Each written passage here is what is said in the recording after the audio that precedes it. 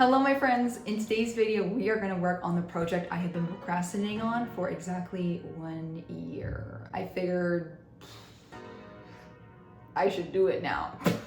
Let me tell you the backstory. A year ago in the summer I thrifted this beautiful long silk gown. It's this long to the ground blue silk dress and I want to take it from grad dress 2010s, bedazzled, long silk train, princess style, empire waist, you know, very 2010s. I saw Sharpay Evans wearing that in High School Musical vibe, to the more sophisticated and elegant Reformation Oren Dress that's $348 USD. We have seen everybody in their cap wear that gown, and I saw that gown too in the navy blue, and I thought, I also want that gown. And I saw this at the thrift store about a year ago, and my friend's engagement party was coming up, and I thought, I'm gonna try to make this silk gown look like that.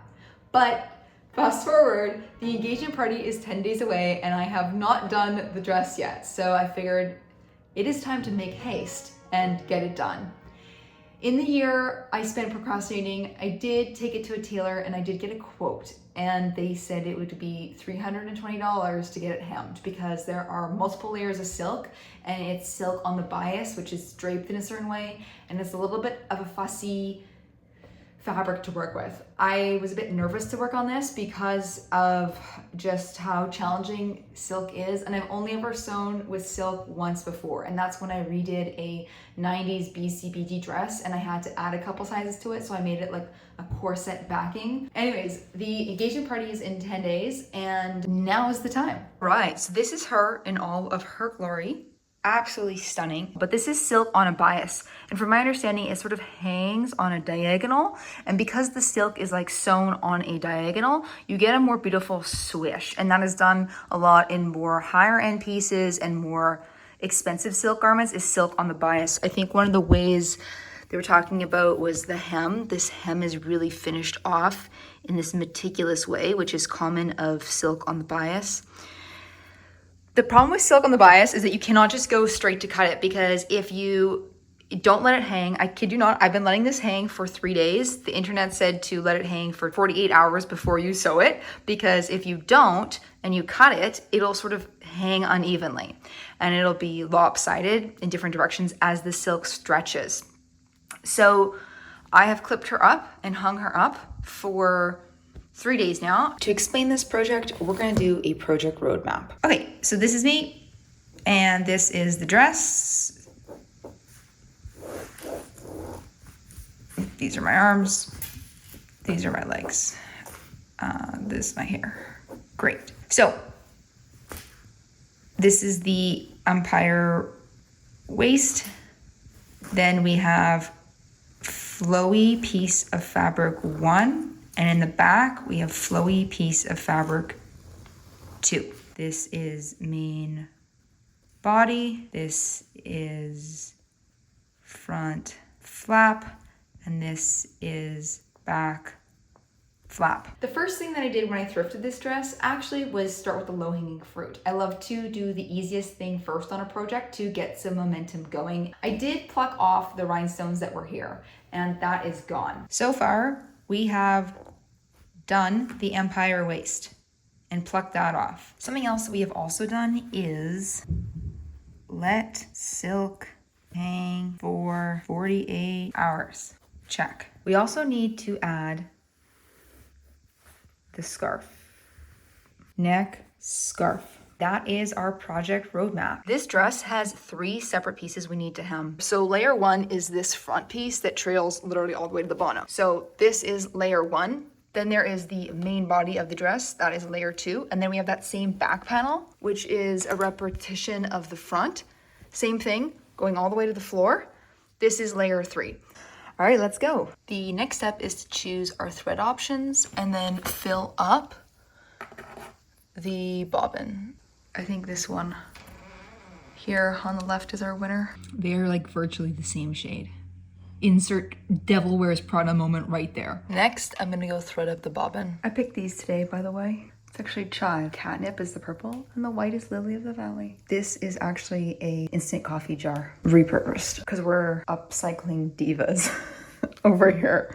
Trademark that. Upcycling Divas, trademark that right now. All right, now the bobbin is filled. This thread is also 100% polyester because that is what I researched that works best with silk. The next thing we want to address is the straps. So before we get to any tailoring of the length of the gown, I want to make sure that we take the dress up a little bit, which means shortening up these straps a bit. The dress is very heavy, so I need to keep the straps to make sure it sits upright on the body.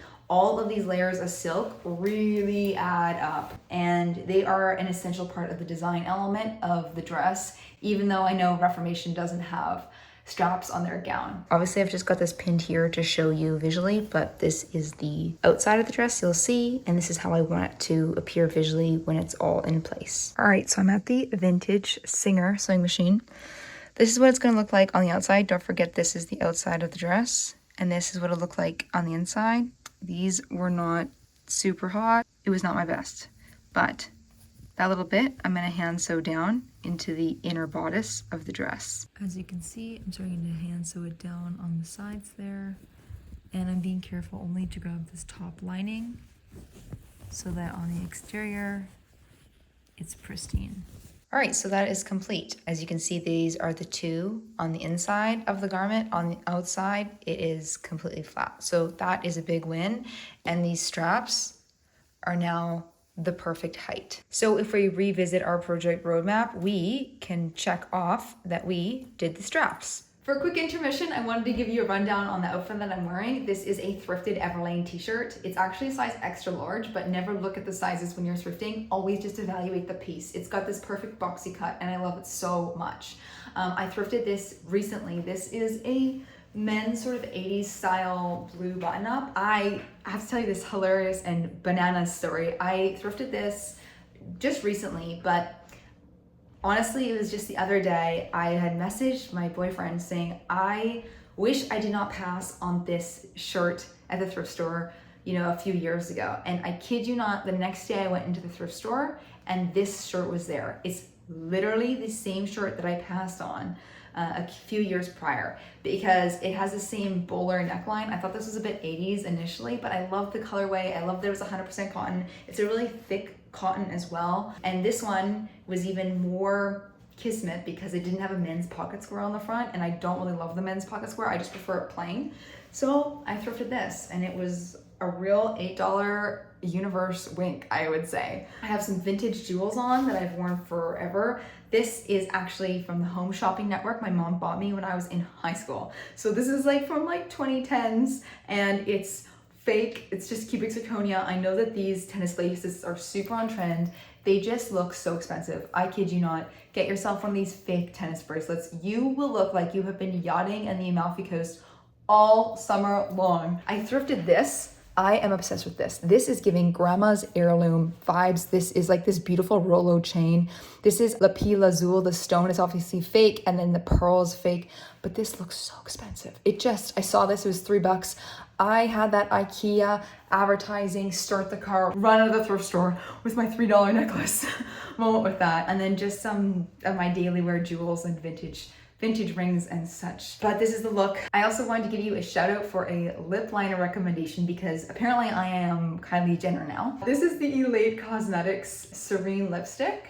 This is what the folks do, as I have seen on the YouTubes. My beauty influencer era has started and ended right there. Anyways, I wanted to give Elate Cosmetics a shout out because it's clean, it's plastic-free packaging, it's Canadian founded, and they have amazing colors for cool toned skin. It's hard to find clean beauty products that have cool tones because you see a lot of russets and terracottas and clay and warm tones because that's the color that's found in nature. But I've been really enjoying Elate. I bought one of their eyeshadows that was zero waste, and it comes in this really durable compostable packaging, and you just take the eyeshadow pot and put it into your own tin. And then I just got this and I'm liking it. So I've got two products, obviously not sponsored because I have very few followers on YouTube. I think I have 19 right now. Not to brag, I have 19 followers. All right. Intermission's over. Everybody get back to your seats. The project roadmap is resuming. Now we're going to tackle the two panels of the dress. As a quick visual reminder, these are the front and back flaps slash panels. We are going to begin with the back panel because we are moving on to cutting and sewing, and that back panel piece here is going to be the most low stakes in case we mess up. I'm going to measure this off and cut it. So I stood on a little step stool and I got the marking pencil and the pens, and I literally just had my mom mark off where the bottom of the floor, like where it hits. Okay, let's chop that piece off. I'm gonna cut it about an inch from that marked line. We just cut the back flap. All right, so I'm sewing this down. My concern was that the silk was gonna be too slippery to use the sewing needle with, but it is working in the back end. I'm gonna be doing a double hem, so we're gonna do 1 and then 2 and then fold it down so it's a lot cleaner. All right, so it's not bad, but it has like a wave. I know a professional would make like a baby hem like this, but because I want to give myself enough room in case if I need to mess up and take this out, like a tailor can still have like an inch to work with. So I'm trying to be really conservative here. So far we have cut it off and done the first hem. Now we are going to repeat the same process and tackle the front flap. Standing on the box, and we're going to mark the front piece. And now I'm going to go in and trim this off again. All right, so that is cut. We just cut that front flap. This honestly could be the neck scarf. It's pretty long. It's kind of a good piece of fabric right there. All right, back to the sewing machine to sew down that first layer. All right, first layer done. I have been able to check off that we cut the front flap and we did the first hem. And I'm gonna iron down the hem. I'm gonna fold it nicely, iron it, and then pin it. And because it's silk, I'm gonna put this on top and only use super low heat. This is looking pretty clean, so I'm gonna continue. I am also roughly following those initial lines. They're super faint, but you can see them. That was where it hits the floor. So we're kind of doing it just on that hem. For the excess in the corner, I'm basically just gonna tuck it in. I know you can chop it off, but I'm just gonna tuck it in and iron it down and sew it. So we have ironed and pinned down the front flap. All right, repeating that whole thing on the other flap. Second side, press down. And now we have ironed and pinned down the back flap. I've tried this on before we do any sewing. This is the front, this is the back piece, and we just sort of lightly cover the ground. Now we are back at the sewing machine and I'm gonna sew it down. So it's coming along nicely. I'm using basically just the foot of the sewing machine as the guide and just keeping the foot in alignment with the exterior here. And that's gonna help me make a straight line across. So the final seam is done and it's not that bad, but at the top of the dress, some of these were not, like the raw hem is still under here, and I'm just gonna honestly make another line on top. So I went through and I sewed down a second line. Well, I thought I started with the back panel because I was like, well, if I mess up, it'll be on the back, but I did the double seam on the front. The front side, much to my own great dismay, was completed first, and it is now sewn down fully. Hem take 2 is looking so much better. And now our back flap is fully complete. So I'm taking a moment to evaluate the work. This is the single seam and this is the double seam. Obviously, I think the single seam is like a touch cleaner, but I think I'm just gonna leave the double seam. When I was sewing the other, I was considering like unpicking this bottom rung and just leaving just the top rung, but I just think it's gonna be okay. I mean, I did save myself $320 on tailoring, so, you know, it shows a little bit, but that's okay. The next thing that we're gonna tackle is making that neck scarf.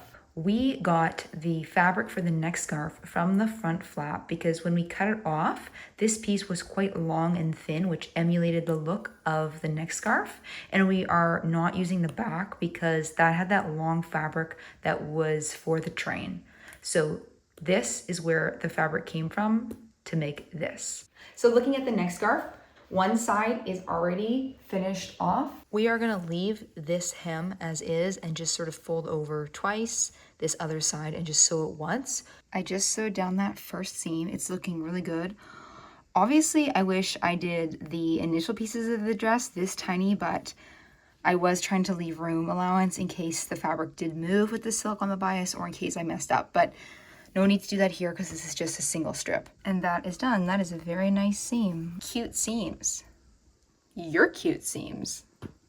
This is the neck scarf tied around my waist as a belt. My one thought now is if I want to sort of fix the scarf on the Reformation one, it kind of comes down sort of mid-thigh and it's just sort of this vertical long rectangle. So we've hit a bit of an interesting point. In terms of the scarf, this is our finished product. It is not the most perfect thing, and we do have that wave in it. It has that seaweed-like quality to it because that is what silk on the bias is like.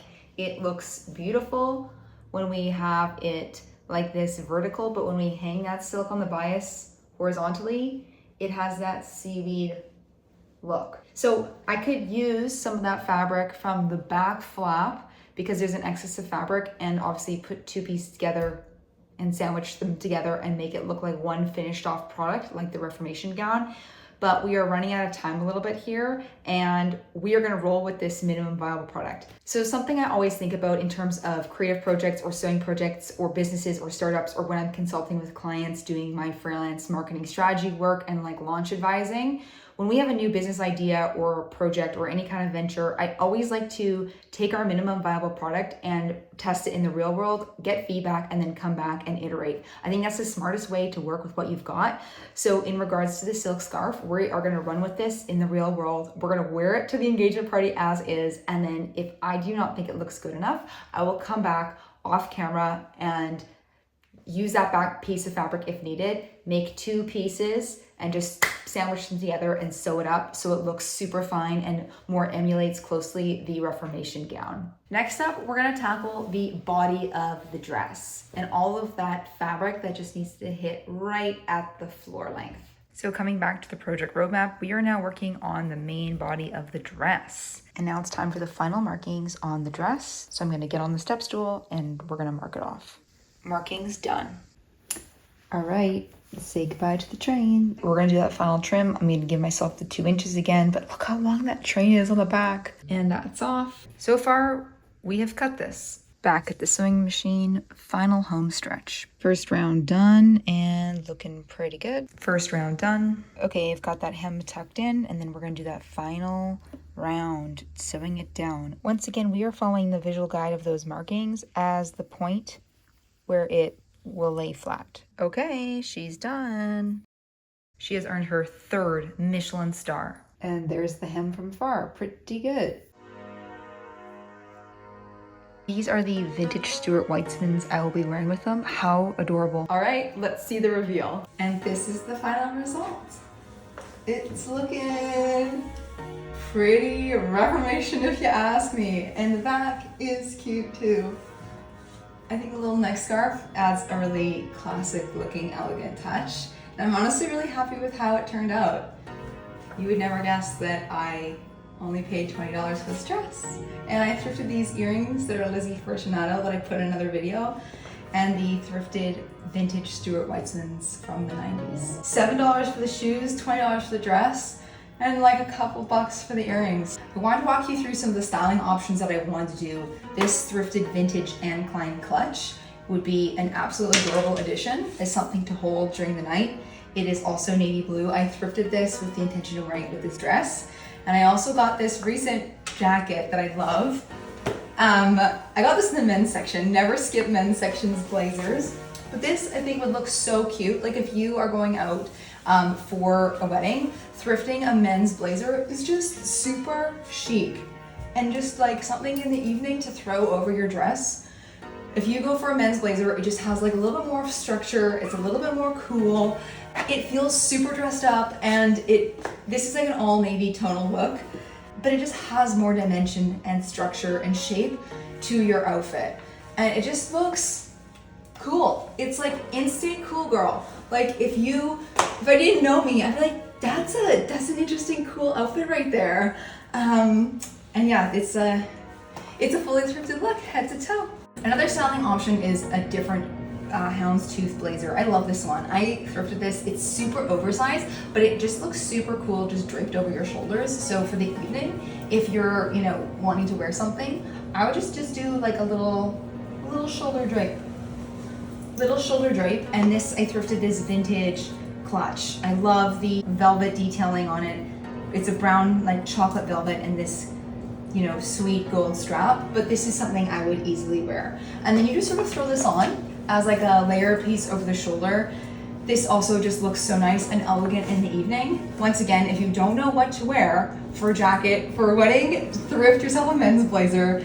These are always such beautiful quality. The men's blazers have just a better cut to them, I find, than the women's, and they're always gonna have that oversized boxy look.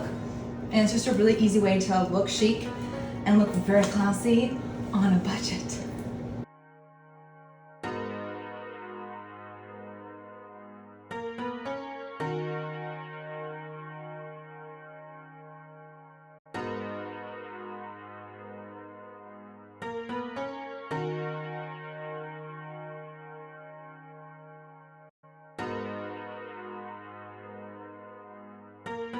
All right, my friends, and there you have it. That is today's video. If you enjoyed it, please like this video, give it a thumbs up. You can always put 2 thumb up emojis if you really enjoyed it in the comments below.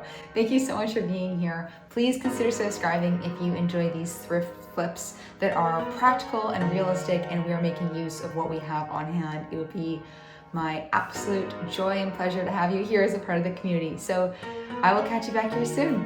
Bye for now.